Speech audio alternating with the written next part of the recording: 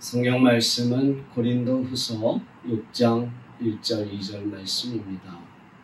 우리가 하나님과 함께 일하는 자로서 너희를 권하노니 하나님의 은혜를 헛되이 받지 말라 이르시되 내가 은혜 베풀 때에 너희에게 듣고 구원의 날에 너를 도왔다 하셨으니 보라 지금은 은혜 받을 만한 때요 보라 지금은 구원의 날이로다.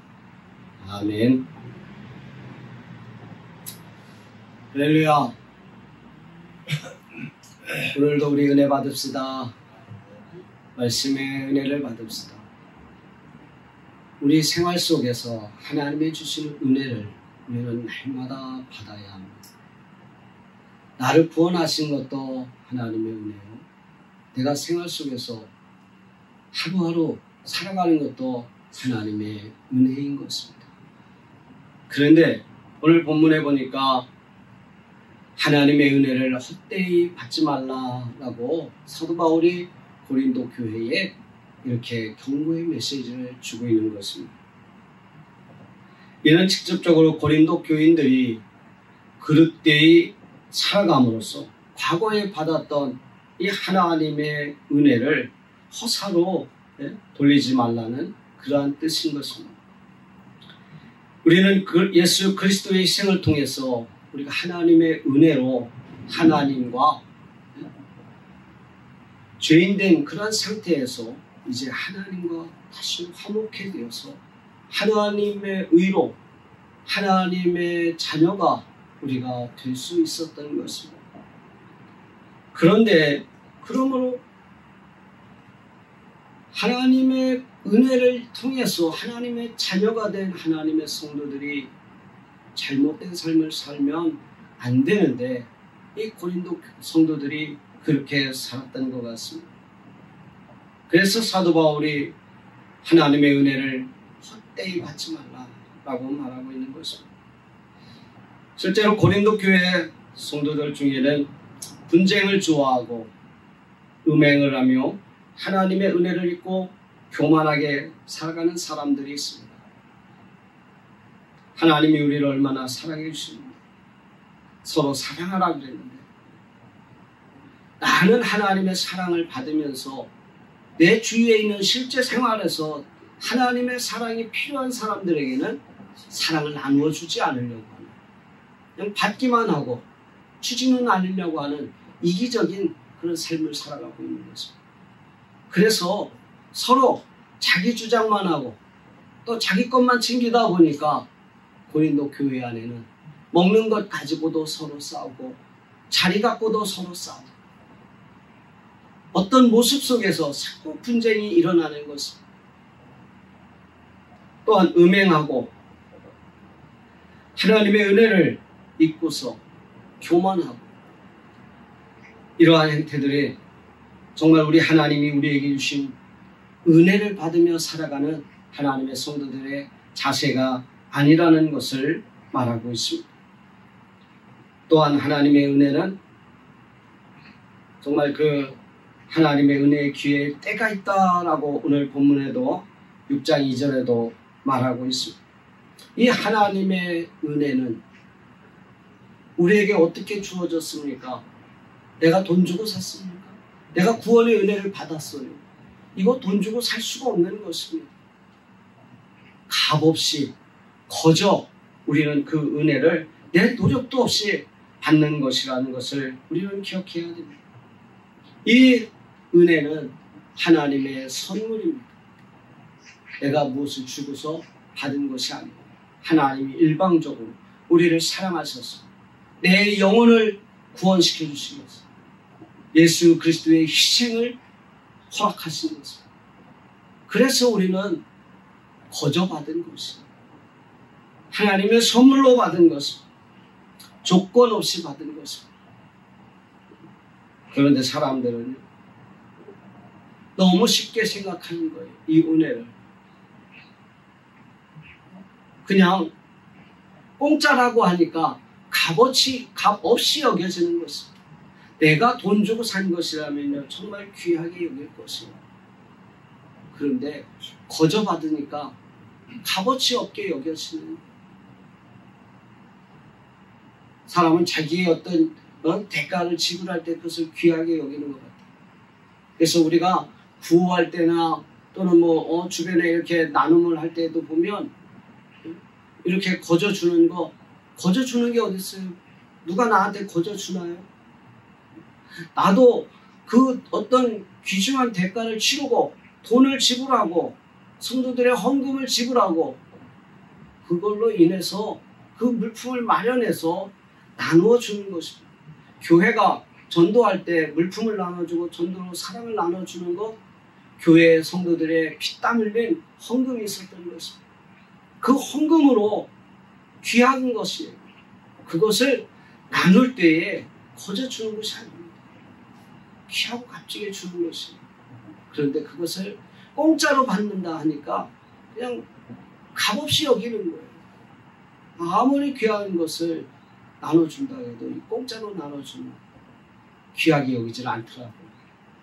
하나님의 은혜 공짜로 받았다고 값없이 여기는 사람들이 있습니다. 이 하나님의 은혜에는 예수 그리스도의 십자가의 그 희생이 있었습니다. 예수님께서 십자가에서 채찍이 맞으시고 옆구리에 창을 찔리시고 손과 발에 큰 대못을 받고 그 희생의 대가로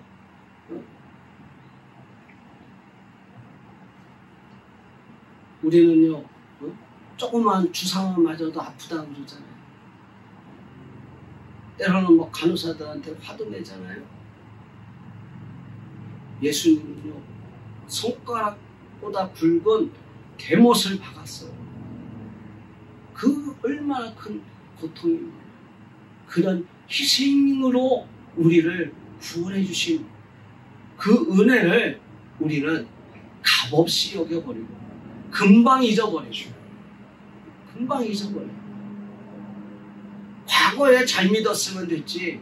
아니에요. 지금 현재도 역시 마찬가지로 우리의 신앙은 과거형이 아니고 현재형입니다. 내가 오늘 얼마나 하나님 앞에 헌신하고 있느냐, 내가 얼마나 하나님을 사랑하느냐, 내가 얼마나 지금 하나님을 섬기고 있느냐, 내가 얼마나 하나님 앞에 봉사를 하고 있느냐, 그것이 중요한 것입니다. 그런데 고린도 교회 성도들은 과거의 것을 가지고 현재 하나님 앞에 헌신하는 것을 하고 있지 않다는 것입니다.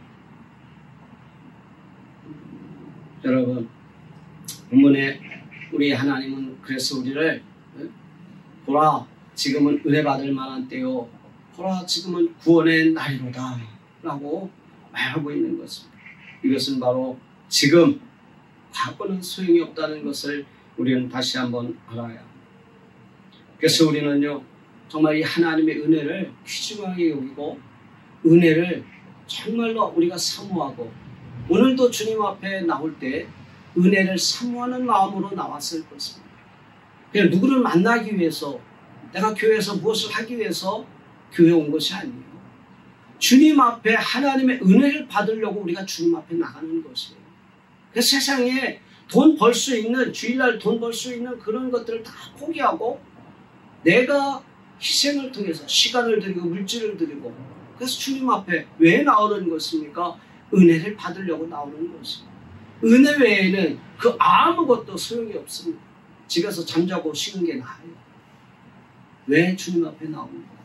사업을 하기 위해서 주님 앞에 나오는 거 아닙니다. 은혜 받기 위해서, 지금 은혜 받기 위해서, 현재 내가 은혜를 받아야 하기 때문에. 그래서 은혜 받으면요 하나님이 우리를 사랑하신다는 것을 알 수 있어요. 하나님이 우리를 얼마나 사랑하신다는 것. 그래서 은혜 받은 사람들은 그 사랑에 날마다 감격하여 그 사랑을 보답하는 마음으로 살아갈 수 있는 거예요. 그런 모습들이 당연히 나와야 되는 것이에요. 얼마나 우리가 구원받고 또 은혜를 받으면 하나님께서 우리에게 내 삶 속에서도 나의 모든 문제를 하나님 해결해 주신다는 것입니다. 오늘도 우리는 은혜 속에 살아가는 것입니다. 그래서 말씀을 듣고 우리가 말씀 듣고 우리가 어떤 표현들을 합니까? 은혜 받았습니다. 또 생활 속에서 하나님 앞에 기도하고 하나님의 은혜로 살아간다고 우리가 고백을 하는 것입니다. 우리는 하나님 앞에 은혜 받으면요, 하나님의 은혜로 우리의 삶 속에서 모든 문제들이 다 해결받을 수도 있습니다. 질병의 문제, 또 물질적인 문제, 어떤 사업의 문제, 가정의 문제도 우리의 하나님이 주시는 은혜로 그 모든 문제가 다 해결받을 수 있다는 것입니다. 은혜를 사모하는 자들에게는 문제 해결의 역사가 나타납니다. 또한 은혜 받은 것은, 은혜는 오늘 성경에도 말하지만 받을 때가 있다는 것입니다. 이 세상에는 모든 것이 다 때가 있다고 성경은 말하고 있습니다. 전도서 3장 1절부터 이렇게 쭉 보면 세상 모든 범사가 기한이 있고 천하 만사가 때가 있다고 말하고 있습니다. 날 때가 있고 죽을 때가 있고 심을 때가 있고 뽑을 때가 있고 죽일 때가 있고 치료할 때가 있고 헐 때가 있고 세울 때가 있고 울 때가 있고 웃을 때가 있고 슬퍼할 때가 있고 버릴 때가 있고 거둘 때가 있고 안을 때가 있고 슬퍼할 때가 있고 찾을 때가 있고 잃을 때가 있고 지킬 때가 있고 찢을 때가 있고 꿰맬 때가 있고 잠잠할 때가 있고 말할 때가 있고 사랑할 때가 있고 미워할 때가 있고 전쟁할 때가 있고 평화할 때가 있다고 말하고 있습니다. 우리도 은혜 받을 때가 있다는 것입니다. 성경은 지금 우리에게 은혜 받을 때라, 은혜 받을 때라. 여러분, 오늘 은혜를 받아야 합니다. 생활 속에서도 하루하루 우리는 하나님의 은혜를 받아야 해요. 그래서 은혜를 사모하는 자가 되어야 될 줄 믿습니다. 개인의 때가 지나면 은혜를 받고 싶어도 은혜를 받을 수가 없어요. 말씀을 듣고 싶어도 우리가 들을 수 없을 그런 때가 우리들 삶 속에는 갑자기 찾아옵니다. 예고하지 않고 우리들의 삶 속에서 도적과 같이 예고 없이 우리들의 삶 속에 찾아온다는 것입니다. 내 생명을 얼마라고 우리는 보장할 수 없습니다. 우리에게는 그런 때가 알 수 없이 찾아온다는 것입니다. 그래서 나를 통해서 정말 하나님의 은혜가 내 가족들, 내 자녀들, 내 형제들, 내 자매, 친구, 이웃들에게 이 은혜를 우리는 그래서 막 전해야 되는 것입니다. 오늘 예수 믿어야 구원의 은혜를 받을 수 있는 것입니다. 아무리 인간관계가 좋아도 그 사람이 내일 죽어서 지옥 간다면 지옥에서 뭐라고 하겠습니까? 왜 살아있을 때 나에게 예수 믿으라고 하지 않았느냐? 라는 말을 하지 않겠어요? 그 원망을 하지 않겠어요? 왜 살아있을 때 왜 나에게 예수 믿으라고 하지 않았어요? 제가 아는 집사님은요, 그 아버지가 예수를 안 믿어요. 막 교회 가서 막 교회 다니는 것도 막 방해하고 교회 와가지고도 방해하고, 그래서 그 아들이 막 그 아버지를 붙잡고 얼마나 대성통곡하면서 울면서 아버지 예수 믿어야 합니다. 예수 믿어야 합니다. 맞으면서도 예수 믿어야 합니다. 예수 믿어야 합니다. 그 마음이 감동이 되었는지 이 아버지가 마음의 문을 열어 사랑하는 자식이 나를 위해서 정말로 세상의 모든 것을 포기해도 아버지가 구원받는다면 나는 그 일을 하겠습니다. 그럴 때 이 부모의 마음이 열리더라고요. 언제 아버지 돌아가실지 압니까? 죽은 다음에 예수 믿게 할 걸, 예수를 믿게 할 걸, 복음을 전할 것, 그렇게 봐야 소용이 없다는 것입니다. 지금 우리는 예수를 전해야 하고 예수를 증거해야 하는 것입니다. 우리의 개인의 때,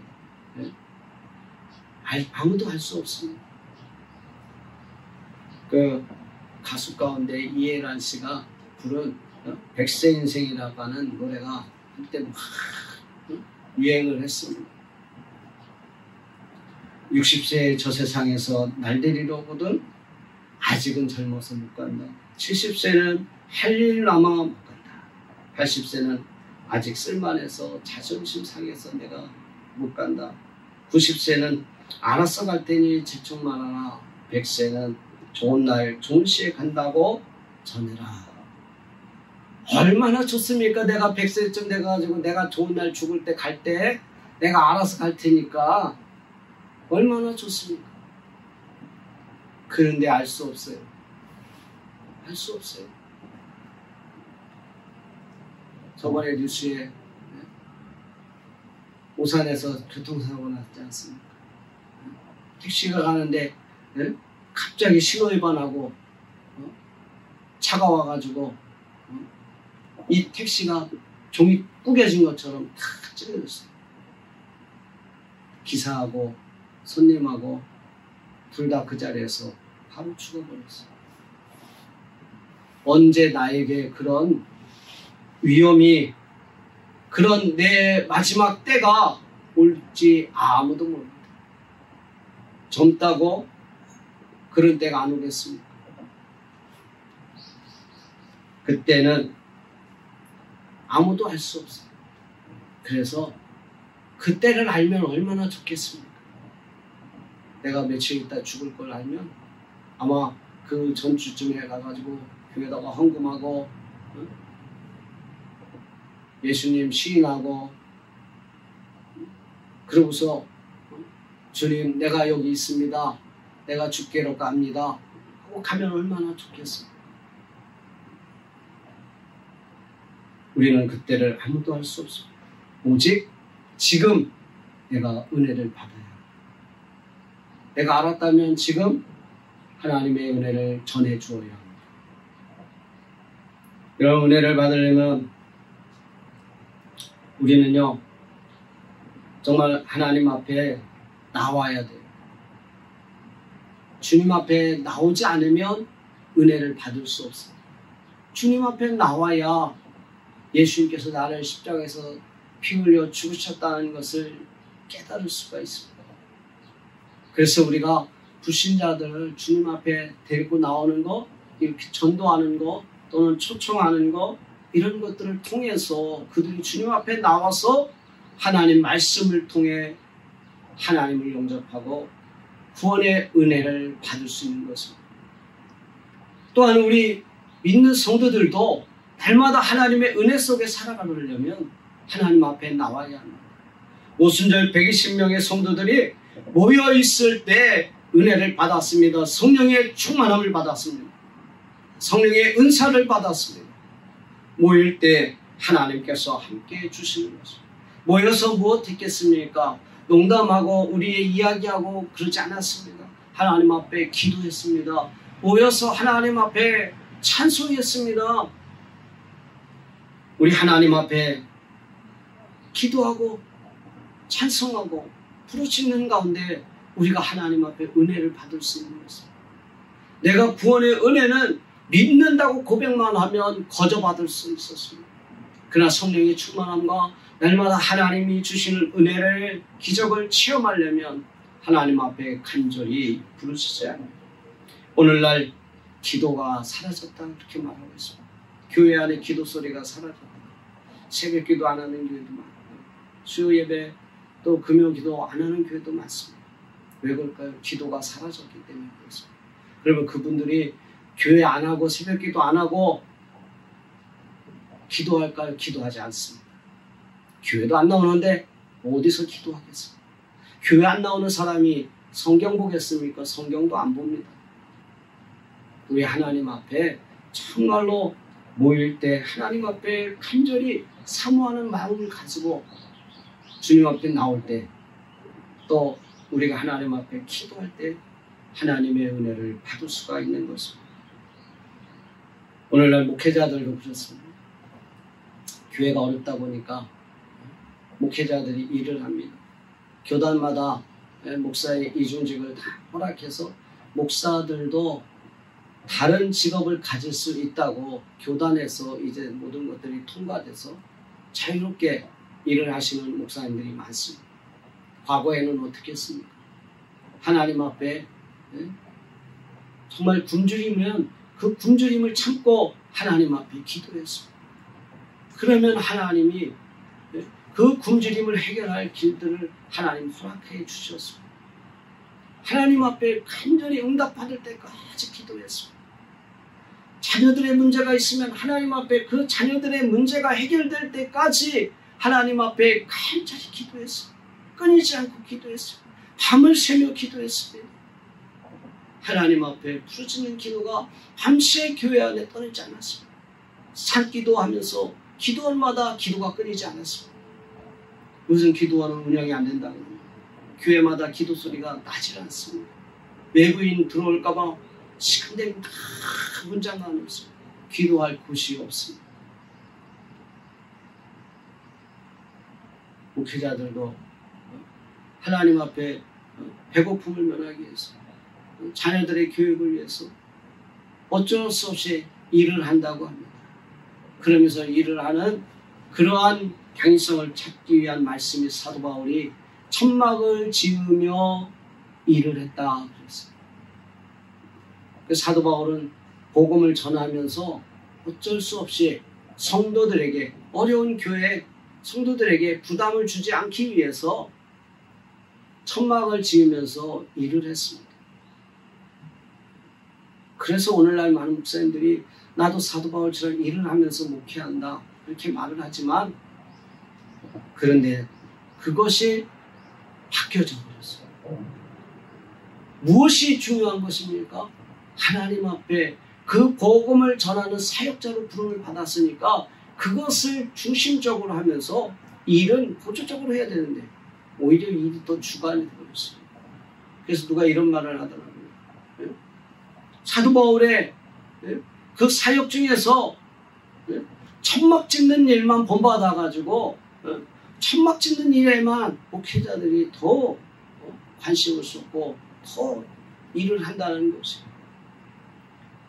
여러분, 우리가 하나님 앞에 부름받았다는 것은 하나님의 일을 위해서 부름받은 것이에요. 천막을 지으라고 하나님이 부름받은 거 아니에요.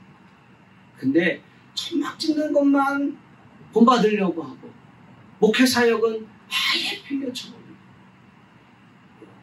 그렇게 해서는 안 된다는 것이죠. 오늘 하나님 앞에 우리는요, 이 사도 바울처럼 이 신앙생활을 하고 목회생활을 해야 됩니다. 사도 바울은 천막이 중요한 것이 아니었어요. 사도 바울은 교인들이 문제가 있으면 그 문제가 해결될 때까지 천막이고 뭐고 다 필요 없었어요. 하나님 앞에 간절히 기도만 했어요. 응답받을 때까지 기도했다고 그랬습니다.